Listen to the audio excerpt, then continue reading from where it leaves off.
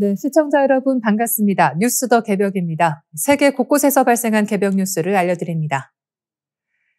네, 포항의 산림이 제선충병으로 급격히 무너지고 있습니다. 최근 고온 건조한 이상기후와 동해안의 극심한 가뭄이 겹쳐지면서 매개충 활동이 활발해졌고 그 결과 멀쩡한 산을 찾기 어려울 정도로 피해가 확산됐습니다. 포항시 산림병해충 예찰방재단의 장동수 반장은 20년 넘게 고사목 제거 작업을 해왔지만 이 정도의 확산은 처음 본다며 연말까지 제거 작업이 예정돼 있으나 내년까지도 방제가 이어질 것이라고 말했습니다. 크고 작은 야산마다 잎이 누렇게 말라붙은 소나무가 줄을 지어 있고 일부 지역은 산 전체가 붉게 변해버린 상태입니다. 포항 남구 오천읍 고지대 산업단지 주변 역시 사정은 다르지 않습니다. 능선을 따라 고사목의 숲이 길게 이어졌고 공장 주변 소나무들마저 모두 죽어 있습니다.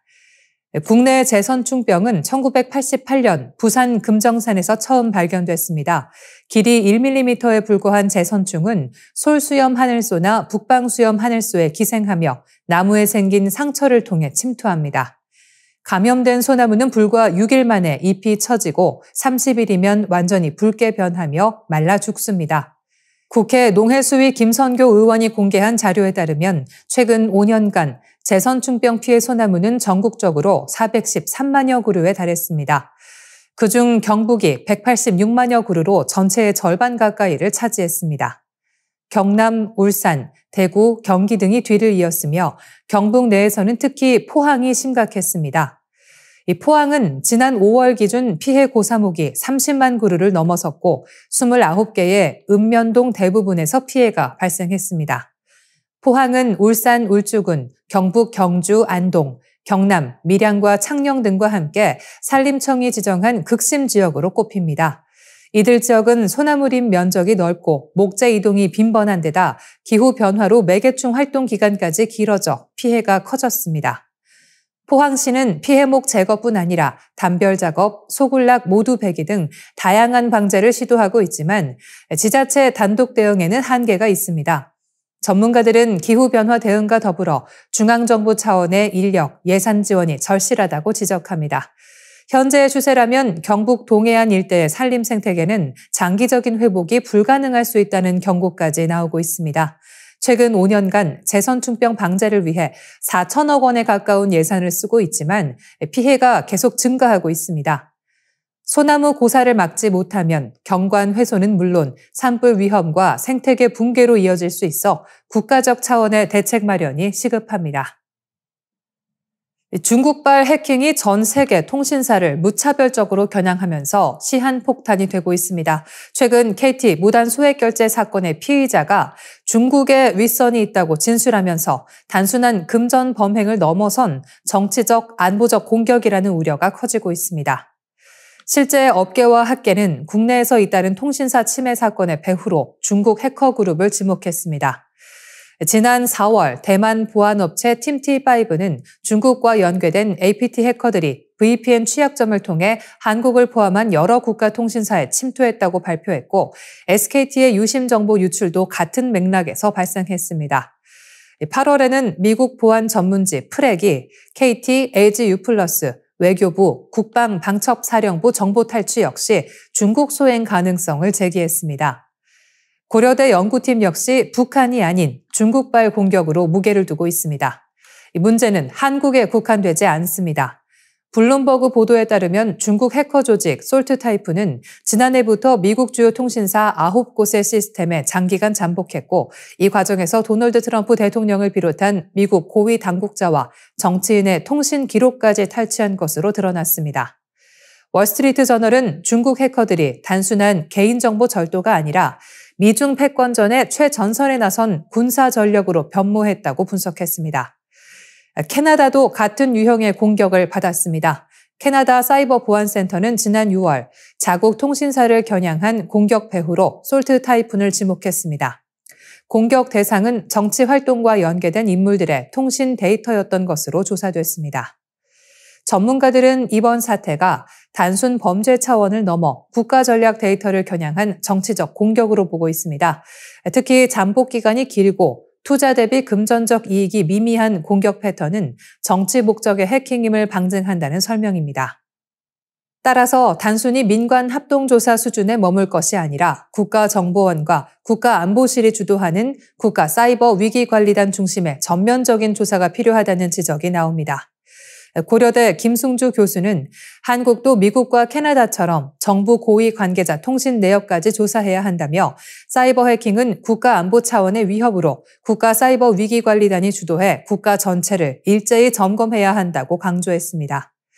중국발 해킹은 단순한 사이버 범죄가 아니라 글로벌 패권 경쟁의 연장선에서 전개되는 보이지 않는 전쟁으로 규정되고 있습니다.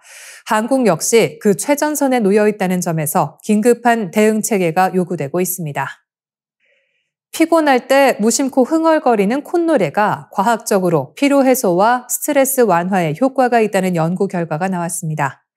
미국 뉴욕포스트는 입을 다문 채 성대에 공기를 통과시켜 진동을 내는 콧노래가 피곤을 풀 수 있는 간단한 치료법이라고 보도했습니다. 전문가들은 콧노래를 부르면 체내에서 산화질소가 생성돼 피로와 긴장을 덜어준다고 설명했습니다. 산화질소는 혈관을 확장해 폐에 더 많은 산소를 공급하고 혈액순환을 개선하며 항균과 항바이러스 기능까지 갖추고 있습니다. 산화질소 연구로 노벨 생리의학상을 받은 루이스 이그나로 박사는 콧노래 후 코로 숨을 들이마시면 상당량의 산화질소를 흡입할 수 있다고 밝혔습니다. 스웨덴 카롤린스카 연구팀도 흥미로운 결과를 내놨습니다. 조용히 숨을 내쉴 때보다 콧노래를 할 때 비강 내의 산화질소 수치가 무려 15배 높게 나타났다는 것입니다. 연구팀은 콧노래를 단 10초만 불러도 비강의 공기가 전부 교체되며 일반 호흡으로는 30분에서 1시간이 걸린다고 설명했습니다. 또 콧노래 진동은 부교감 신경계 일부인 미주신경을 자극해 심박수와 호흡을 안정시키고 소화 기능을 돕는 것으로 알려졌습니다. 이는 심신의 균형과 회복에도 긍정적인 영향을 줍니다.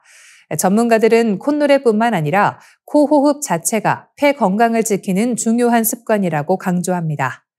입으로 숨을 쉬면 건조하고 차가운 공기가 곧바로 기관지에 닿아 점막 손상을 일으키지만 코는 공기를 따뜻하게 가습하고 정화하는 역할을 합니다. 코 선방과 점막은 미세먼지를 걸러내고 하루 1리터 정도의 수분 섭취가 적정 습도를 유지하는 데 필요합니다. 특히 코에서 만들어진 산화질소는 폐동맥압을 낮추고 산소 교환을 원활히 해 호흡 효율을 높입니다. 무심코 부르는 콧노래는 단순한 기분 전환을 넘어 신체 활력과 건강을 지키는 과학적 비결로 입증되고 있습니다. 입 호흡 습관이 있다면 교정하고 복식 호흡을 통해 코 호흡을 생활화하는 것이 필요하다는 조언도 나오고 있습니다. 카르다쇼프 척도는 인류가 우주에서 어떤 수준의 문명에 도달했는지를 에너지 소비량으로 평가하는 지표입니다. 1964년 러시아 천문학자 니콜라이 카르다쇼프가 제안했으며 기본적으로 3단계로 나뉘어 있습니다. 1단계는 행성급 문명으로 행성 표면에 도달하는 모든 에너지를 활용하는 단계입니다. 현재 인류는 0.75 수준으로 평가되며 칼 세이건은 인류가 아직 1단계에 이르지 못했다고 설명했습니다. 1단계 문명에 오르려면 지금보다 약 500배 많은 에너지를 써야 하며 이를 위한 기술로는 핵융합이 가장 유력하게 거론됩니다. 2단계는 항성급 문명입니다. 태양과 같은 항성의 에너지를 손실 없이 이용할 수 있어야 하며 이를 상징하는 개념이 바로 다이슨 구체입니다. 태양을 구조물로 감싸 모든 에너지를 확보하는 구상으로 현실적으로는 행성 자원으로 감싸는 것이 불가능해 위성 집합체 방식 같은 변형안이 언급되고 있습니다. 3단계는 은하급 문명으로 은하 전체의 에너지를 활용하는 수준입니다. 블랙홀을 포함한 은하 에너지를 다루는 문명인데 이는 현재 과학으로는 방법조차 논의하기 어려운 영역입니다. 일부 과학자들은 외계 문명이 발견되지 않은 이유를 여기서 찾습니다. 에너지 사용은 곧 전자기 복사를 남기는데 지금까지 우주 어디에서도 그런 신호가 확인되지 않았기 때문입니다. 이후 미국 물리학자 미치오 카쿠가 이 척도를 확장했습니다. 그는 4단계에서 우주 전체의 에너지를, 5단계에서 다중우주의 에너지를, 6단계에서 모든 다중우주를 지배하는 오메가 문명을 제안했습니다. 이 수준은 물리법칙을 변형하거나 인과율 자체를 바꿀 수 있는 단계로 사실상 신적 존재에 가깝습니다. 일부 학자는 7단계까지 상정하며 우주 창조와 법칙 자체를 제어하는 초월적 문명을 가리킵니다. 한편 일론 머스크는 태양광 발전을 이 척도의 핵심 해법으로 강조했습니다. 그는 카르다쇼프 척도를 이해하면 모든 에너지가 태양광으로 귀결된다는 사실이 분명해진다고 말하며 태양광이 인류를 1단계로 끌어올릴 잠재력을 갖고 있다고 평가했습니다.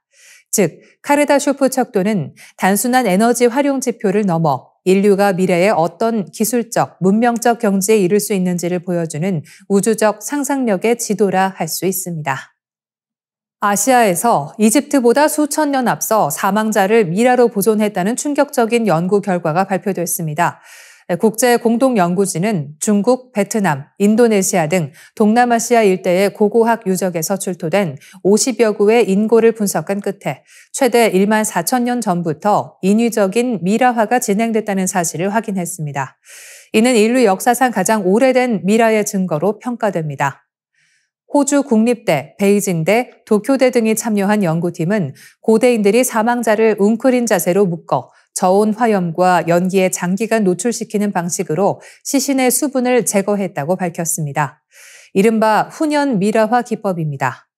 과학적 분석 결과 조사 대상 인골의 84%에서 장시간 건조, 보존 흔적이 발견됐고 일부 뼈에서는 연기에 그을린 자국이 확인됐습니다. 이는 시신을 직접 태운 것이 아니라 오랫동안 연기에 노출해 보존했음을 보여줍니다. 연구팀은 베트남 북부 항모의 동굴에서 발견된 성인 남성 유골이 약 1만 4,027년 전 매장된 것으로 방사성 탄소 연대 측정 결과 확인됐다고 전했습니다. 이로써 기존에 알려진 세계 최고의 인공 미라 약 7,000년 전 칠레 친초로 문화와 4,500년 전 이집트 미라 기록은 새롭게 수정돼야 할 전망입니다. 이번 연구는 미라화가 특정 지역에 한정된 장례 기술이 아니라 전 세계 여러 문화에서 공통적으로 발전했음을 보여주는 중요한 단서입니다. 특히 습하고 부패가 빠른 열대 환경에서 시신을 보존하려는 노력은 인간이 죽음 이후에도 사랑하는 이를 곁에 두고자 했던 본능적인 바람을 반영한다는 해석이 나옵니다. 연구를 주도한 샤오춘 훈 박사는 이 전통은 후손들이 고인을 오래도록 함께하고자 한 인간의 근원적 욕망을 보여준다고 강조했습니다. 실제로 파푸아뉴기니 등 일부 지역에서는 오늘날까지도 연기로 미라를 만드는 장례 풍습이 이어지고 있습니다. 전문가들은 이번 발견이 인류의 장례 문화사에 커다란 전환점을 제시한다고 평가합니다. 단순한 매장이 아니라 체계적이고 의도적인 시신 처리 기술이 1만 년 이상 전부터 존재했음을 증명했기 때문입니다. 앙카라 빌켄트 대학의 엠마 베이살 교수는 이는 고대 수렵 채집 사회가 죽음을 둘러싼 정교한 믿음을 가지고 있었음을 보여준다고 설명했습니다. 연구진은 향후 아시아 다른 지역에서도 유사한 미라화 흔적이 발견될 수 있을 것으로 내다보고 있습니다. 이번 결과는 인류가 사망자를 보존하려는 장례 관습을 수천 년 전부터 이어왔음을 입증하는 중요한 학술적 성과로 기록될 전망입니다. 이스라엘이 카타르 도하에 머물던 하마스 협상단을 공습한 뒤 중동 정세는 급격히 요동치고 있습니다. 이집트가 주도하는 아랍 통합군 구상이 다시 부상하며 일종의 중동판 나토 창설 논의가 가속화되고 있기 때문입니다. 이는 23개월째 이어지는 이스라엘 하마스 전쟁의 중대 변수로 작용할 뿐 아니라 중동 전체 안보 질서 재편의 신호탄이 될 수 있다는 분석이 제기됩니다. 이집트는 자국군 2만 명을 통합군에 파병하고 사령관직을 맡는다는 구체적 계획을 내놓았으며 사우디아라비아, 모로코, 알제리 등도 병력 합류 가능성이 점쳐집니다. 나토의 집단 방위 조항을 본뜬 군사 개입 조항 도입까지 거론되며 기존 아랍연맹이 정치, 경제 협력체에 머물렀던 것과 달리 상시적 군사 동맹의 성격을 띨 수 있다는 관측이 나옵니다. 이스라엘의 연이은 공세는 국제사회에 새로운 질서를 촉발하고 있습니다. 지난 9월 12일 유엔 총회에서 팔레스타인 문제 해결을 위한 두 국가 해법 결의안이 146개국 찬성으로 채택되었고 우리나라 역시 찬성표를 던졌습니다. 학계와 스포츠, 예술계에서 이스라엘과의 관계를 단절하는 사례가 늘어나며 국제적 고립 조짐도 뚜렷합니다. 카타르는 불의의 습격에 강력 반발했고 9월 15일 열린 아랍, 이슬람 긴급 정상회의에서는 이스라엘을 규탄하며 아랍권 결집을 촉구했습니다. 군사적 역학도 주목됩니다. GFP 기준 2025년 군사력 순위에서 이스라엘은 15위를 기록했지만 이집트는 19위로 하락했습니다. 그럼에도 이집트는 라팔 전투기, 아파치 헬기, M1 A1 전차 등 강력한 전력을 보유했고 사우디도 유로파이터 타이푼과 F-15 전투기를 운용하며 아랍권 내에서는 상대적 우위를 확보하고 있습니다. 미국의 중동 전략 역시 흔들리고 있습니다. 이스라엘의 카타르 공습을 사전에 인지하지 못했다는 워싱턴의 해명에도 불구하고 만약 사우디와 아랍에미리트 등 미국 핵심 동맹국들이 아랍 통합군에 동참한다면 미국이 주도해온 기존 안보 구조는 균열을 피하기 어려울 전망입니다. 실제로 미국은 카타르 총리와 뉴욕에서 만찬을 갖는 등 불만 달래기에 나섰습니다. 이스라엘의 도발적 행보는 역설적으로 아랍권의 결속과 국제사회의 팔레스타인 지지를 강화하는 방향으로 작용하고 있습니다. 카타르 공습을 계기로 태동한 아랍판 나토 구상이 현실화할 경우 이는 단순한 군사적 대응을 넘어 중동 질서 자체를 뒤흔드는 결정적 변수가 될 수 있습니다. 영장류 연구의 전설이자 환경운동의 상징인 제인 구달 박사가 10월 1일 향년 91세로 세상을 떠났습니다. 그는 탄자니아 곰베 국립공원에서 평생을 바쳐 침팬지를 연구하며 인간과 자연의 관계를 새롭게 정의한 인물이었습니다. 1934년 영국 런던에서 태어난 구달은 23세에 아프리카로 건너가 고 인류학자 루이스 리키 박사의 비서로 일하며 인류의 기원을 밝히는 여정에 동참했습니다. 1960년 곰베 숲에서 야생 침팬지를 관찰하던 그는 침팬지가 풀줄기를 손질해 흰 개미를 낚는 장면을 목격했습니다. 침팬지가 도구를 사용한다는 이 발견은 도구를 사용하는 존재는 인간뿐이라는 인식을 뒤집었습니다. 또한 침팬지가 육식을 하고 감정과 사회적 관계를 지닌 존재임을 입증해 과학계의 혁명적 변화를 일으켰습니다. 학사 학위조차 없던 그는 케임브리지대 박사과정에 입학해 1966년 박사학위를 받았고 야생 침팬지의 어머니로 불렸습니다. 그의 연구는 내셔널 지오그래픽과 저서 인간의 그늘에서를 통해 전 세계에 알려졌고 동물 행동학의 패러다임을 바꿨습니다. 1977년 제인 구달 연구소를 세운 그는 침팬지 보호와 서식지 보전에 앞장섰고 1991년엔 청소년 환경 프로젝트 뿌리와 새싹을 창설해 전 세계 120개국 젊은 세대가 생태 보전에 참여하도록 이끌었습니다. 희망은 행동에서 온다는 그의 신념은 지금도 이어지고 있습니다. 2002년 UN 평화의 메신저로 임명된 그는 대영 제국 훈장과 레지옹 도네르 훈장을 받았습니다. 한국과도 인연이 깊어 1996년 첫 방한 이후 반달곰 보호, 개 식용 문제, 기후위기 대응 등 다양한 활동을 펼쳤으며 국립생태원에는 그의 이름을 딴 제1구달의 길이 조성됐습니다. 그의 연구는 여성 과학자들에게도 길을 열었습니다. 다이앤 포시, 비루테 갈디카스 등 영장류 학자들이 뒤를 이었고 구달은 인간은 자연의 일부라며 생애 마지막까지 강연을 이어갔습니다. 배우이자 환경운동가 레오나르도 디캐프리오는 그녀는 내 영웅이었다. 그녀의 연구는 우리가 모든 생명과 얼마나 연결돼 있는지 일깨워줬다고 추모했습니다. 유엔은 그녀는 인류와 지구의 관계를 혁신적으로 바꾼 인물이라며 애도했습니다. 스스로 말할 수 없는 존재들을 대신해 목소리를 내는 것이 내가 할 수 있는 최소한의 일이다. 평생을 그렇게 살아온 제인 구달. 그가 남긴 조용한 메시지는 여전히 지구 곳곳의 숲과 인간의 마음속에서 살아 숨쉬고 있습니다. 지구상에서 가장 강인한 생명체로 꼽히는 완보동물이 또 한 번 그 내구력의 비밀을 드러냈습니다.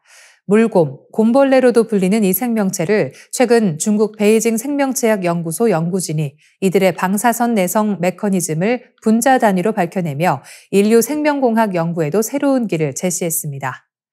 완보동물은 몸 길이 0.05에서 1.2mm에 불과한 미세 생물로 이끼나 낙엽 틈, 심해 퇴적층, 극지 바다까지 지구 거의 모든 환경에 서식합니다.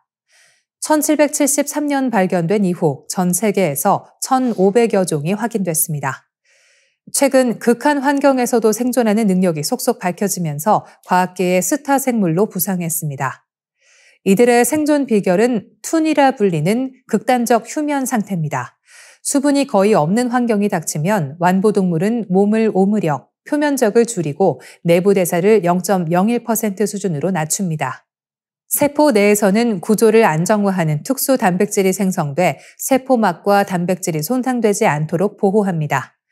이때 생성되는 디섭 단백질은 활성산소로부터 DNA를 감싸며 방사선 손상을 막습니다.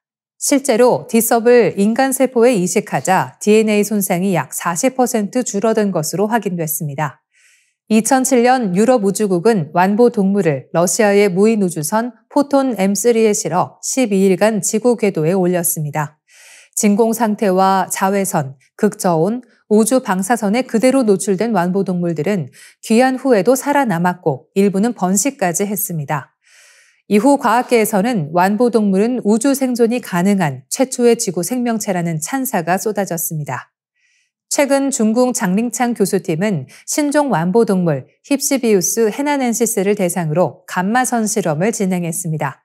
결과는 놀라웠습니다. 완보 동물은 인간에게 치명적인 200에서 2000g의 방사선에 피폭돼도 곧바로 손상된 DNA를 복구했습니다.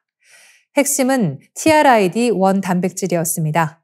이 단백질이 손상 부위에 53bpi의 단백질을 모아 DNA의 이중나선을 다시 이어 붙였습니다. 완전히 새로운 복구 시스템이 작동한 것입니다. 여기에 DODA1이라는 유전자는 박테리아에서 기원한 것으로 방사선 노출 시 베타레인이라는 항산화 색소를 만들어 세포 내 유해 화학 물질을 제거했습니다. 방사선 손상의 60에서 70%가 이런 화학적 반응 때문임을 고려하면 완보 동물은 물리적 손상뿐 아니라 화학적 스트레스까지 차단하는 셈입니다. 또 다른 BSC1 유전자는 미토콘드리아의 에너지 생산을 높여 세포 복구 효율을 끌어올렸습니다. 결국 완보 동물은 방사선을 견디는 것이 아니라 치료하며 회복하는 생명체로 밝혀졌습니다. 이는 기존의 생존 패러다임을 완전히 뒤흔드는 발견입니다. 장 교수는 완보 동물의 복구 메커니즘을 인체 세포에 응용하면 암 방사선 치료의 부작용을 줄이고 우주 비행사나 핵 오염 환경의 생명 보호에도 활용할 수 있다고 말했습니다. 우리 은하가 거대한 파동에 휩싸인 사실이 유럽 우주국의 가이아 우주망원경 관측을 통해 처음으로 확인됐습니다. 지름 약 10만 광년, 2천억 개에서 4천억 개의 별을 품은 우리 은하가 마치 바다의 파도처럼 물결치고 있다는 것입니다. 이번 파동은 은하 중심에서 바깥쪽으로 퍼져나가며 별과 가스를 위아래로 흔드는 형태로 은하 반경의 절반 이상을 뒤덮고 있습니다.